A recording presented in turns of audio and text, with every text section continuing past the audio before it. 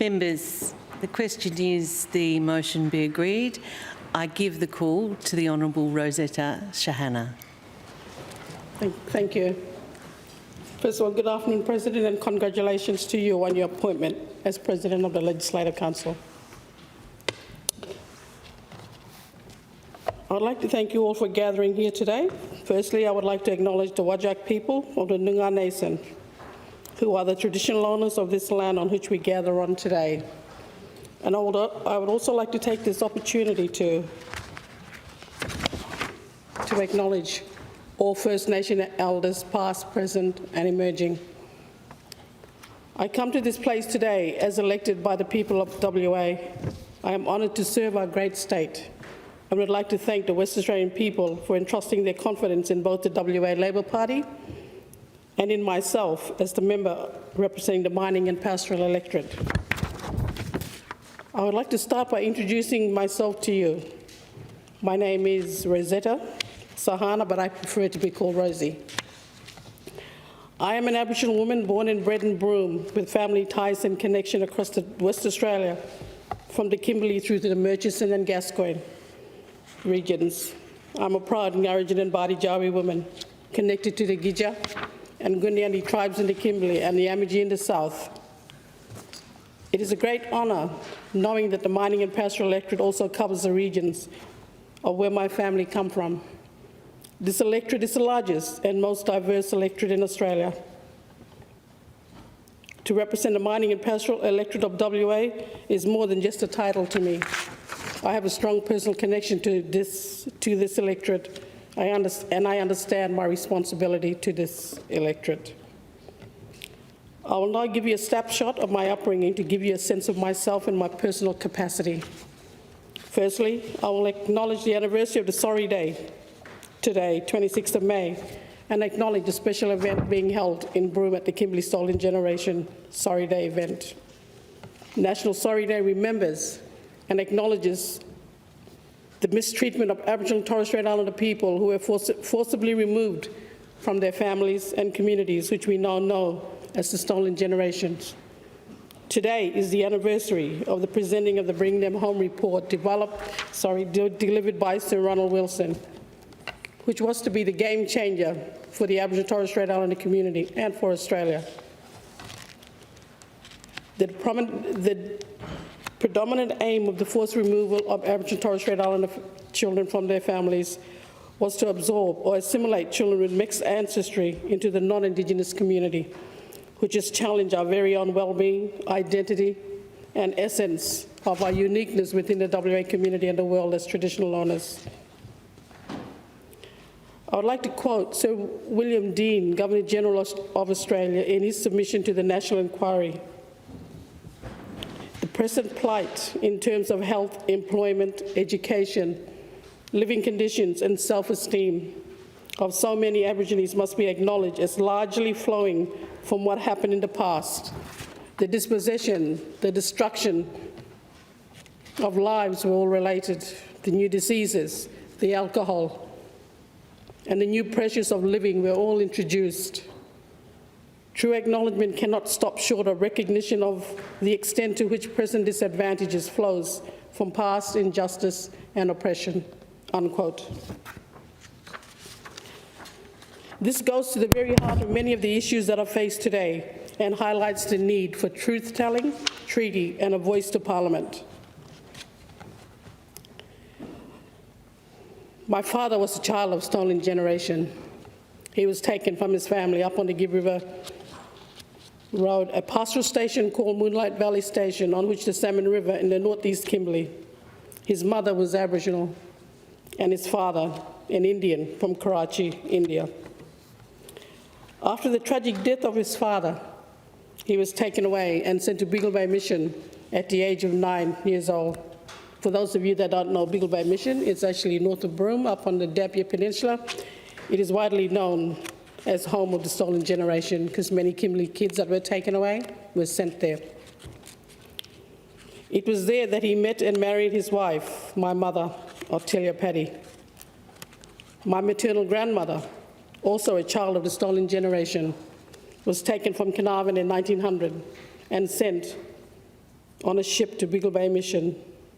Her mother, Aboriginal, and her father, Chinese.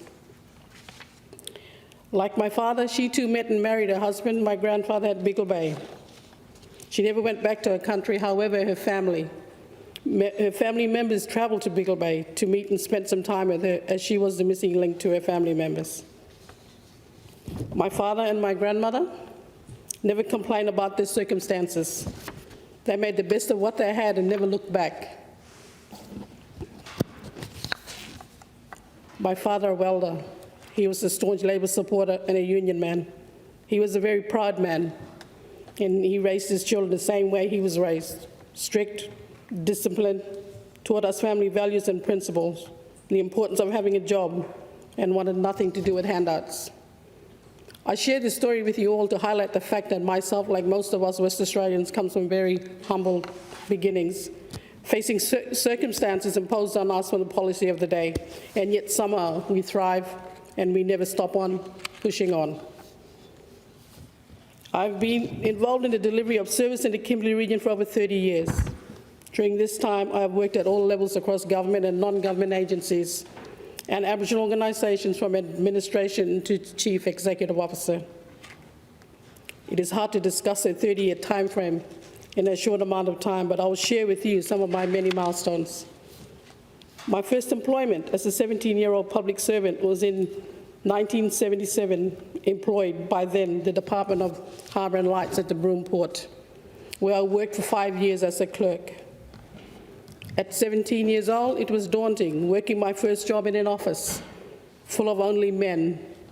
Lucky for me, the other staff were all local men who I was familiar with, so I got on really good. It was there I met my husband, a Torres Strait Islander, a pearl diver, Lenny Pett, and together we have 4 children and 4 granddaughters. I then went on to work for the Department for Community Services. It's really funny, on Monday at lunch here at the dining room there, I met a lady by the name of Kay O'Halloran, and she was the minister at that time, and that's going back 30 years ago. It was really, really great to see her again and have a talk to her. Anyway, so I started off as a family support officer and then worked my way up to an acting team leader. Here is where I got my first insight into many issues that risk families, and in particular Aboriginal families, faced on a daily basis. I worked at that department for 15 years. During this time, the department changed its name several times, but to the Aboriginal people, it was always known as the Department of Native Welfare, responsible for taking kids away, and that was 80s, 90s, and they still thought that that department still took kids away. Seeing the disadvantage of families and the support that they needed sparked my interest in Aboriginal affairs, and I knew I wanted to be more involved in helping my people.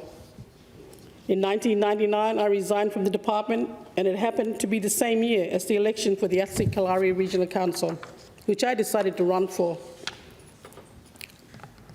I got elected to the council and then was successful in my nomination for being the chairperson. At 39 years old, at that time, I found myself in a familiar setting that I was in when I was 17. I was the only woman in the room again. I was the only female chairperson in the state of WA, alongside 12 men, which included 8 other male chairpersons and 4 male commissioners. I was not a scared 17-year-old anymore, and being the only female in the room did not scare me this time, and I completed my term as the chair. In 2008, I was the coordinator of Kimberley Stolen Generation, the same year that the then Prime Minister at the time, Kevin Rudd, apologised to the First Nations people, a significant moment of time for our nation.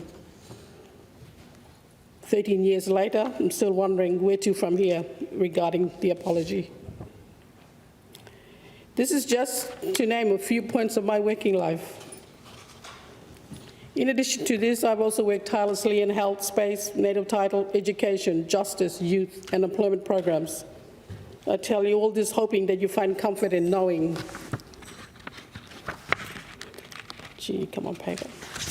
that my whole career has been built while working on the ground with people. Whether it be health or employment challenges, or whether it be women and family issues, or whether it be dealing with land and youth, or whether it be just justice system or education. Okay, I'll better have some water. I will take the lessons that I have learned from the ground up, and I will never forget that at the end of the day, us politicians are here for our people, and we must work together with our people to help us to tackle the issues that we face every day. I stand for transparency and accountability within our greater communities, but I must advise in particular, I stand for my Aboriginal community, who have been calling out for some time regarding the ostracization and lack of proper and true accountability for their communities. People who have no voice are bullied and oppressed by the very entities that are supposed to represent them underground. Therefore, I'm looking forward to working with the Honourable John Quigley, Attorney General, Minister for Electoral Affairs, Honourable Alana McTiernan, Minister for Regional Development, Honourable Stephen Dawson, MLC, Minister for Mental Health and Aboriginal Affairs, and of course the many other members of Parliament, including our Premier, in being leaders in straightening the spear for a precise hit in getting things right in our WA state.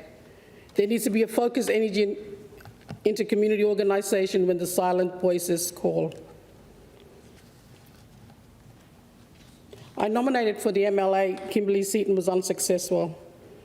I was then asked if I would be interested in the upper house mining and pastoral electorate ticket at number 4. I accepted knowing that there's no way of me getting elected this term. It was a long shot of that ever happening for a number 4 getting elected. I was actually looking forward to the next term of election. However, as I watched the election updates and results throughout the day with anticipation, I was very surprised, perhaps more shocked than anything. Reality finally sunk in and I'd actually been elected. Later, I was told that I am to be the first Aboriginal person ever elected to the upper house in the WA Parliament. What a great honour bestowed upon me by the election results. Today, I take my place as the first Aboriginal person elected to this house as a proud Kimberley Aboriginal woman.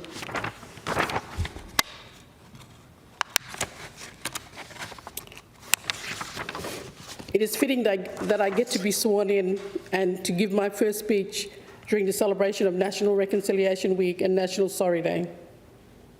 And I would like to think that my place here is the proof of the possibilities for my people.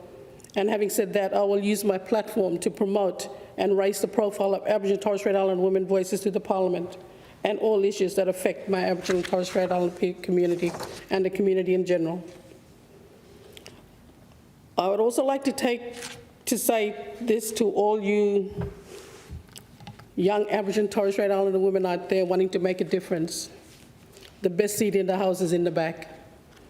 It's there that you get to look, listen, and learn, and never be in a hurry to get to the top.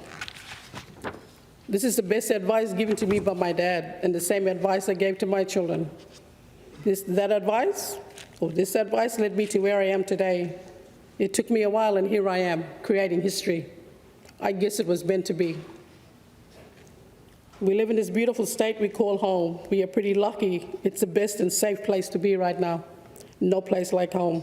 Then again, WA has always been unique, and we West Australians always do things differently.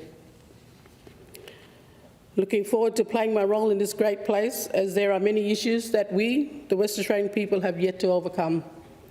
I know I do not need to name them. Our people know what is ahead of us, and I am sure they are sick of us politicians telling them things they already know. Even though the Premier and this government has done a wonderful job of keeping us safe during the coronavirus, let us not forget the many other important issues that need to be adhered to that also affect WA people's lives, living in survival in all sectors of our WA state equitably. I cannot express the motivation I feel and anticipation I've built up to take my seat and support the WA Labor Party to work together with our constituents and pave a better and brighter future for the next generation.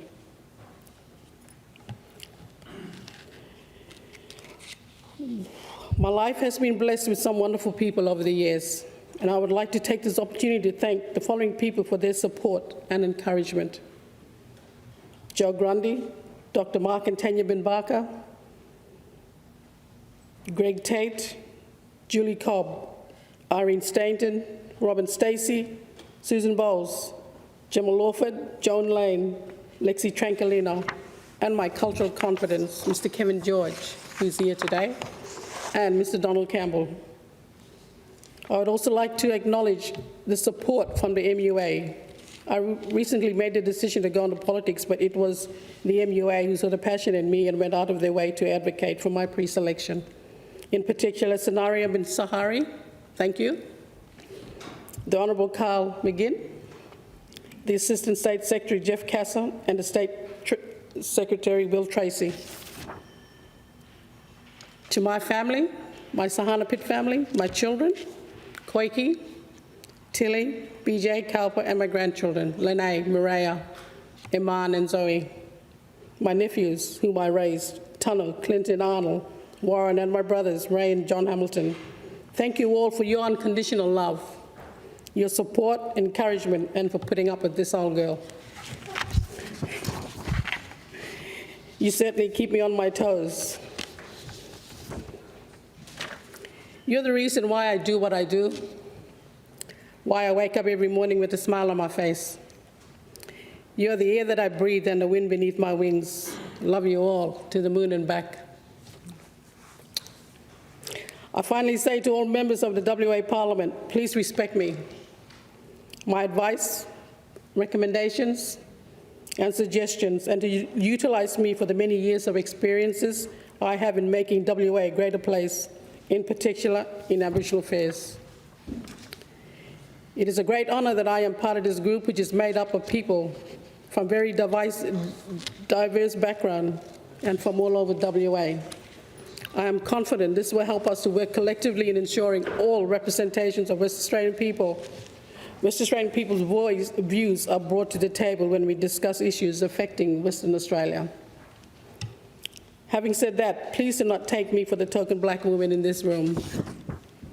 As the first Aboriginal person elected to this House, I want to set an achievable and superior standard for the next Aboriginal and Torres Strait Islander generation that will take their seat in this House after me. I have a lot to offer my constituent and in my portfolio as member for the mining and pastoral electorate and to the WA Parliament. May we be guided by our collective honesty, passion, and commitment to making WA a transparent and accountable state. I am looking forward to working with this successful team. Thank you, President.